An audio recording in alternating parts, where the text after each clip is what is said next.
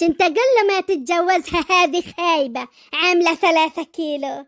والله إحنا بزمننا كنا نعمل 9 كيلو و10 كيلو.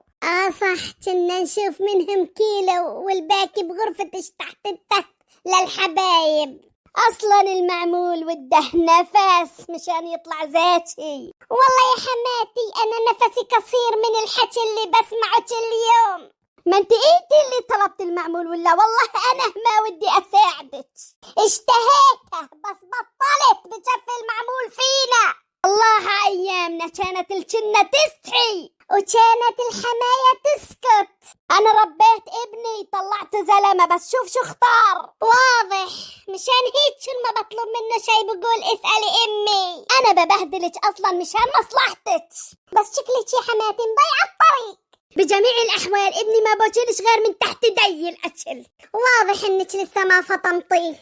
أنا طلعت متعلمة من دار أهلي كل شي، بس نسيتي تتعلمي كيف تخلي مرت ابنك ترتاح. وابني ما بحب طبخك لأنه في نقص. ما حطيت فيه غيرة وحقد مثل طبخك. خليني ساكتة أحسن. بالعكس سكوتك متعة كأنك أغنية سايلنت.